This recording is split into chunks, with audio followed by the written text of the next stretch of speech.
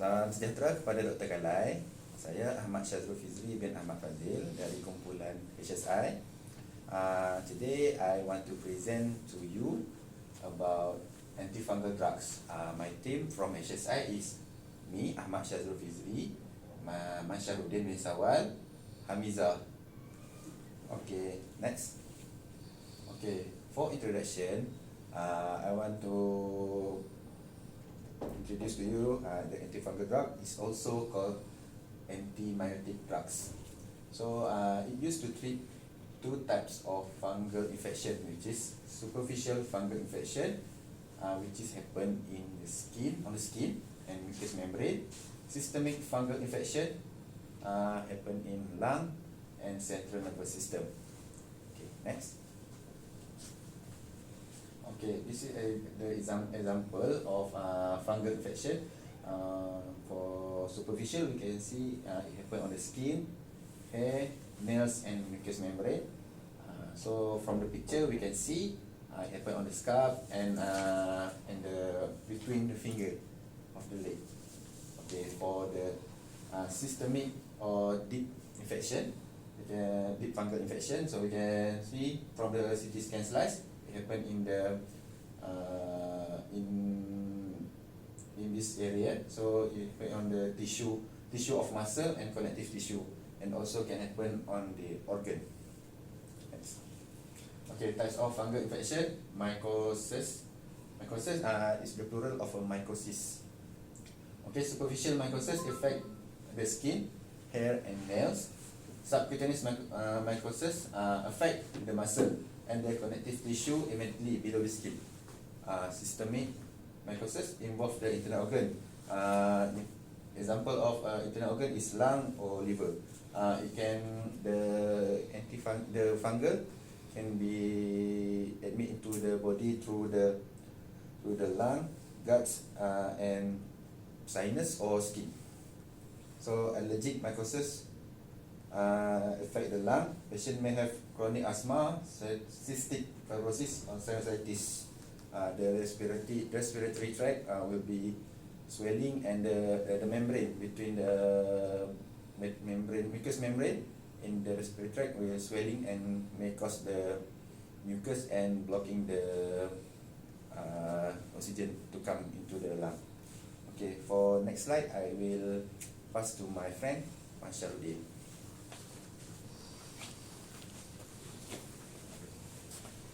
Hello, hi, Doctor Kalai. I'm Mansha, and for me, kita akan explain about most common fungal pathogens.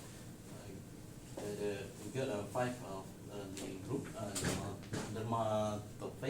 dermatophyte, candida, aspergillus, cryptococcus, and rhizopus. For the first one is dermatophyte. And bahasa mudah macam kita boleh panggil kurak lah. Okay, it's a fungus that need treating to growth. The fungus can cause infection on skin, hair, and nails. Okay, so the dermatophyte are spread through the direct contact from others lah.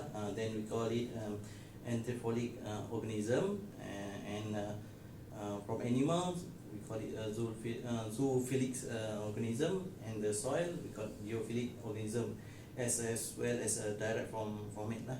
So dermatophyte can infect and diagnose easily from patient history lah. Kita boleh tanya patient punya history, physical examination, check physical and microcilium hydroxide lah, KOP. Alright, so diagnosis sometimes boleh dilakukan dengan menggunakan, we call it wood lamp lah, and this needs untuk pemeriksaan histologi juga. Right, the tropical therapy boleh digunakan untuk kebanyakan jangkitan dermatophyte, and kadar penyembuhannya agak tinggi, and so rawatan lebih pendek lah, short course of treatment lah, and boleh dirawat dengan menggunakan Alimethrin fungical steroid topical and daripada dengan azole fungilis lah. Okay, then biasanya we call it, kita bagi oral treatment lah, oral therapy is preferred for Tina capitis, Tina barbi and onchomocysis. Okay, second one we move to Candida. Candida kita boleh bagi candidiasis adalah jangkitan yang disebabkan oleh yeast lah. Okay, and is daripada kataan candida tu lah, then comes to candidiasis jangkitannya. Okay, there is a few of candida yang boleh menyebabkan infection to people, and the most common is candida albicans, and candida biasa tinggal in the skin and skin dalam badan, inside our body. Terdapat di maknanya skin yang macam dalam mulut, inside our mouth, throat, usus and vagina also. Okay, candida boleh menyebabkan jangkitan jika tumbuh di luar kawasan atau jika dimasuki jauh ke dalam badan lah. Contoh macam aliran darah, organ dalaman seperti ginjal, jantung, and brain lah. Okay, next kita cakap tentang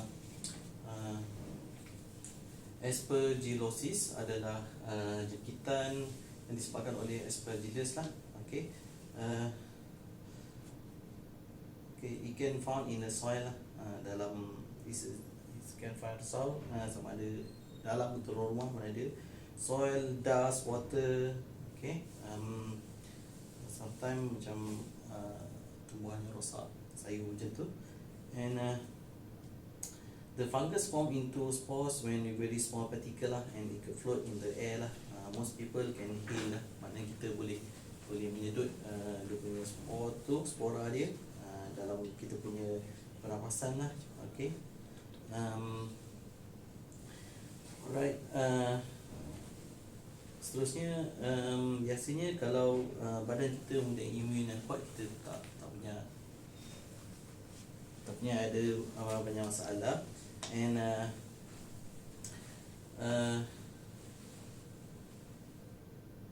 kadang-kadang aspergillosis ini boleh ada kebanyakan kes lah, boleh menyebabkan allergic bronchopulmonary aspergillosis. Okay, seterusnya kita saya nak cakap tentang sebelum tu saya nak terangkan sekali, aspergillosis ni dia menyerang kita punya kita punya airways dalam badan lah, by this fungus, right? Lepas tu Cryptococcus, okay, dia yeast yang berkapsul lah, boleh hidup dalam kedua tumbuhan and haiwan. It can live in tumbuhan and haiwan, and kita panggil the telomorphnya is a Phylobasidilia, and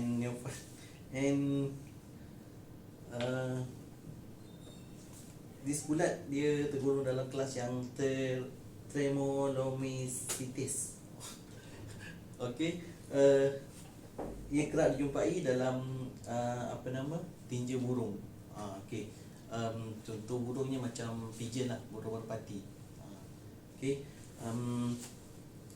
Cryptococcus ni common infection in immunocompromised patient lah, boleh infect ke CNS infection, most common lah, but may cause other disease, especially to lungs jugalah. Okay, alright, the last one is the Rhizopus. Okay, Rhizopus is a gene kulat spiroty pada tumbuhan dan parasitkus pada haiwan lah. So mereka terdapat dalam berbagai jenis bahan lah, organik, termasuk buah-buahan dan sayur yang matang. Maksudnya dia ada pada sayur atau buah yang dah bermasak ranum lah. Dan dia ada kat situ. Alright. Antara yang ada kisidak kulit, kacang tanah pun ada. Okay. It's a multicellular lah dia. Okay. Beberapa jenis reproducer adalah ejen opportunistic, zygomycosis manusia, okay, and boleh membawa maut lah. Okay. Jangkitan rhizopus juga boleh jadi komplikasi kepada ketoacidosis diabetes. Okay. Jin yang meluas ini merangkumi sekurang-kurangnya ada 8 jenis lagi lah. Alright, next. Okay, kat sini dapat dilihat, as you can see, quantitative fungi, maknanya superficial fungi, part of it lah. Yang kat atas dermatitis is ada, we call it juga ringworms. Okay, for the pertama ujung sana kita boleh tengok, kita boleh panggil juga dia athlete foot atau Tina pedis. Okay, Tina pedis ni adalah jangkitan kulat atau fungus yang biasanya bermula pada antara jari kaki lah. Macam kalau kita dah cakap juga, antara jari kaki, you can see that. Alright. Seterusnya terjadi pada orang yang kakinya sangat selalu berpeluh lah, dan pakai the tight shoes lah, dia berpeluh dan kasut yang ketat. And tanda gejala kaki atlet ni, we call it athlete foot ni, termasuk ruam yang bersisik and biasanya menyebabkan itchiness and rasa menyengat dan terbakar lah, panas. Okay. Kat sini we can see, we call it jock itch atau Tina crucis. Alright. Okay, ia adalah jangkitan infection, fungal infection yang menyebabkan ruam merah dan gatal-gatal sekitar kawasan badan yang panas dan lembab. Biasanya ia menyerang pada kawasan pangkal peha lah, macam ni. Pangkal peha. Mungkin dan bentuknya mungkin boleh nampak bentuk cincin macam tu. And jock itch ni dapat namanya kerana ia berlaku pada atlet lah kebanyakannya. Ia juga berlaku pada orang yang selalu banyak peluh, a lot of sweating and obese lah, obese. Alright, so kat sini pun kita ada tengok kat sini, kita panggil dia Tina cactis. Ia adalah jangkitan kulat pada kulit kepala lah, yang yang menyebabkan kulit dan rambut lah, di bahagian kulit dan rambut. Ia juga dikenali sebagai kurat kulit kepala. Then ada gejala kita boleh tengok Tina cactis ni termasuk keguguran rambut, hair loss, okay, kawasan bersisik kering, kemerahan and itchiness lah, gatal juga. Okay, alright, okay, we continue. Alright, you can see this one, yang bawah ni kita tengok is a part of contoh pada candida. That's yang kita tadi kata dia berlaku pada tempat-tempat, di beberapa tempat. So this is for the oral, kita panggil dia oral touch lah, infected dalam mulut. Okay, vaginitis, maknanya dalam bahagian vagina. So this one is diaper candidiasis. Biasa berlaku pada kulit yang gunakan diapers lah, nak tukar apa semua. So kalau yang ada anak tu, kita lihat pada anak kecil, boleh berlaku yang ni lah. Okay, so next. Okay, so ini part of candidiasis, deep infection. Okay, so candidiasis ni kita boleh panggil dia ada beberapanya, tapi it's a chronic mucocutaneous candidiasis, is immune of disorder lah. Okay, biasanya yang ni kita boleh tengok chronic mucocutaneous candidiasis, maknanya berlaku pada yang kita tengok di sini, pada kuku, kulit. Right, this is the progress of the treatment lah. Okay, and candidiasis ni kita satu lagi, kita ada this one is systemic candidiasis. Maknanya it include a spectrum of yeast infection caused by different species. That one is a type of candida lah. It's a serious infection, can affect the blood, heart, okay, eyes, bone, and other part of the body. Right? Okay. The most common form of this invasive yeast infection is the candida enters the bloodstream lah. Bila kita masuk dalam bloodstream, kita boleh panggil dia candidemia. Okay. The sign of candidemia is include a fever, chill that not improve with antibiotic lah, kena rawat dengan antibiotic. Symptom of the type of systemic candidiasis depend on the organ of body that infected. Right? Yang systemic candidiasis ni pun berlaku juga dekat high income country lah, macam US pun dia jadi ada berlaku. Okay, the treatment usually consists of oral or IV antifungal medication. Right? Okay, yang kita tengok kat bawah ni kita panggil aspergillosis lah. Then dia one of it is a bronchopulmonary aspergillosis. What is apa tu? Allergic to bronchopulmonary aspergillosis is a form of lung disease that occur in some people who are allergic to aspergillus with kita panggil dia apa, kata singkatan dia ABPA. This is the allergic reaction caused to the immune system to overreact to the aspergillus, leading to the lung inflammation. Okay. A person with ABPA will have some or all of the following symptoms, iaitu coughing lah, akan batuk, coughing, lepas tu ada mucus, ada mucus yang color coklat, ada brown mucus, hemoptysis, difficult of exercising, lepas tu ada wheezing, ada shortness of breath. Okay, lepas tu chest pain and fever lah, and patient akan alami fatigue. Alright, for the next, I panggil my colleague Hamizah, please. Thank you. Hi, Doctor. Okay, now we will continue on antifungal therapy targets. Okay, as we can see, this is a figure of the fungal cell. Fungal cell mainly contains of cell membrane, nucleus, DNA synthesis, and also the cell wall. Okay, for the cell membrane, fungi use principally ergosterol instead of cholesterol. Okay, like human and also mammalian, we have cholesterol, but for the fungi, it have ergosterol. The function is same as cholesterol. That give integrity and also the stability of the cell. Okay, and then for DNA synthesis, that always occur in the nucleus, and also the cell wall that give the cell more rigidity. Okay, next. Okay, next we will look on antifungal drugs. There have a lots of antifungal drugs. Each drugs have their own targets. As we can see, it divided into two. First for the systemic agent, and also the second one for the topical agent. Okay, for systemic, we divide into antibiotics, antimetabolites, azole, adilamine, and also echinocandins. And for topical agent, polyene antibiotics, imidazole, and also miscellaneous. As you can see, it's a lot of drug here, but for our teams, we just present the most or frequent use for these cases. Okay, next.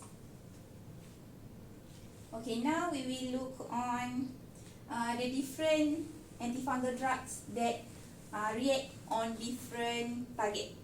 Okay, as we can see here, this is a squalene, lanosterol, and ergosterol. This is the 3 stages of the how in ergosterol form. Okay, for the terbinafine, neftifine, and also amorolfine, it will react on this stage that they will inhibit the production of lanosterol, so that the ergosterol cannot be produced. So the cell will not become rigid and the cell will automatically die. Seems like Azole will disrupt in this stage, which aldosterone cannot be formed. And for the fluocytosine, the function is to disrupt the nucleus process, the DNA process. And also for the rhizophlavin, it will react on the microtubule. Okay, the microtubule, the function is the one that undergo mitosis. So when they disrupt this microtubule function, so the fungal cannot be mitosis lah. Okay, for tyrosine, they react on the cell wall, the fungal cell wall. Okay, that's all. Next. Okay, for the first antifungal drugs, we have here amphotericin B, so the antibiotic types lah. So it will treat the systemic mycosis. The mechanism of action for this drug is it will bind to the aldosterol on the cell membrane to form a microspore or channel that increase the permeability of the membrane, causing the leakage of electrolytes, and molecule will cause the cell death. So dalam bahasa mudahnya, mekanisme ni amphotericin ni dia akan bind dekat aldosterol of the cell membrane tu, so dia akan buatkan microspore, dia akan buat lubang dan channel untuk jadi membrane tu, dia akan jadi lebih mudah untuk ditembus, membuatkan electrolyte keluar dan molekul keluar yang menyebabkan sel tu mati. So penyakit yang sesuai, the suitable infection for this drugs is candidiasis, coccidioidomycosis and aspergillosis. Contraindicator for this drugs is patient with hypersensitivity. So if the patient have the disease of hypersensitivity, it will the doctor must caution about the patient to give this type of drugs. And it also has adverse effect. So acute reaction for this drugs is the patient will feel nausea, vomiting, fever and chills. For chronic reaction, the patient may experience the anemia and nephrotoxicity. So doses for the this drug is 250 daily through infusion, and 1.5 mg per kilo for severe infection. Kalau sakit sikit makan ni lah, buat yang tablet sikit . So next, so ni this is picture more simplified about how the amphotericin action to the fungus. Okay, so amphotericin interact with the aldosterol in the fungal cell membrane and forming a pore. So it's a pore and will cause the leakage of the electrolyte. So potassium and other small molecule are lost through the pore and causing the cell death. Okay, next. So the second one is fluocytosine 5-FC, anti-metabolism, combination of amphotericin B oral. Mechanism of action, MB increase the cell permeability and 5C form the false nucleotide, disrupt the nucleic acid and protein synthesis. Indication for this type of drugs is systemic mycosis and meningitis caused by Cryptococcus neoformans and Candida albicans. And contraindication for this drugs is patient undergoing radiation or chemotherapy. So patient which is ongoing treatment, radiation or chemotherapy, not suitable to take these drugs. The adverse effect of these drugs is reversibly neutropenia, thrombocytopenia, dose related to bone marrow depression, GI tract disturbance, and another example is nausea, vomiting, and diarrhea. So doses for these drugs is 100 and 200 mg per kilo a day. Next, this is the picture, and this is the picture show that how the cytosine react to mechanism of action, how the drug kill the cell. Okay, next. Okay, hi. Okay, continue to the next drugs. So we see for fulvin, this is an antibiotic. It gives by orally and effective against most of dermatitis, but not candida lah. Okay, for the mechanism of action, interfere with the mitosis, causing abnormal metaphase configuration, also disorient by microtubules, and inhibits the cell of division of the fungus. Right, so the indication for this drug is effective against all the superficial ringworm infection. Okay, it can superficial tinea infection lah, and fungal infection in the fingernail and toes. Macam tu lah.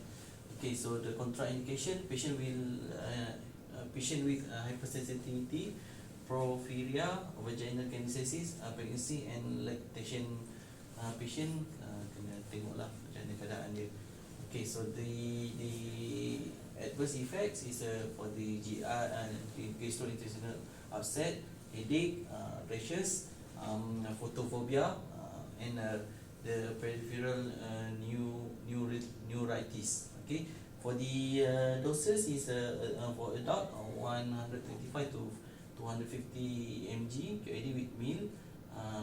Alright, so for the child is 10 mg per kilo daily. Alright, and this drug half-life around 9 to 24 hours lah. Alright, next, this is drugs. Next, okay, this is the diagram for the action. Okay, this is the Glycoflavin binds to turbulins, inhibiting, and then mycotic spindle formation. Okay, resulting in inhibit of separation of the daughter nuclei. Okay, this is we can call it the fungating effect lah. Alright, okay, so kita akan menyebabkan killing the growth of the fungal. Okay, next. Okay, seterusnya kita pergi dekat ketoconazole. We can call it azoles. Okay, so biasanya kita akan ambil oral lah. Sometimes pun akan disediakan by cream. Okay, so for this one saya cakap pasal oral. So mechanism of action here, inhibitor of 14-alpha demethylase thereby inhibits sensitize the ergotosol, causing the leakage of cellular contents. Okay, the indication is the treatment of the systemic fungal infection, alternative to the Glycoflavin. Maknanya dia pilihan lah daripada sebelum yang saya cakap tadi, and the topical use of the jack-ish, athlete's foot and ringworms. Alright, so contraindication is sama juga, patient yang ada hypersensitivity kita kena precaution lebih lah, kena tengok. Okay, so the adverse effect is nausea, vomiting, anorexia, sama juga headache, paresthesia and rashes and hair loss. Sometimes ada geomastia in the male and menstrual irregular in the female can occur. Itu the adverse effect lah. So the doses is usually dose is 200 mg, taken by OD or BD, okay, by time, and with meal lah. 2% of typical preparation is applied in affected area. Ni yang untuk sapu pada krim lah. Alright, okay, next. Okay, this is the mode of action here. Okay, kita nampak sini, inhibitor of aerosol synthesis, disrupt of membrane function and increase the permeability. Nampak sini, Fibrosol, dan ketoconazole ni datang untuk action of ecosterol. Okay. Okay, I think kita sambung the next presentation. Terima kasih. Okay. Okay, now we will continue on nystatin. Okay, this drug is types of topical powder, oral, vaginal tablets, and also oral suspension. And the mechanism of action is same like amphotericin B, that will binds to aldosterone and disrupt the cell membrane. For the indication, it used to treat candida infection of the skin, and contraindication is for the patient with hypersensitivity and also skin disorder. And for adverse effect, it will effect on GI distress, diarrhea, nausea, vomiting, rash, itching, and also burning.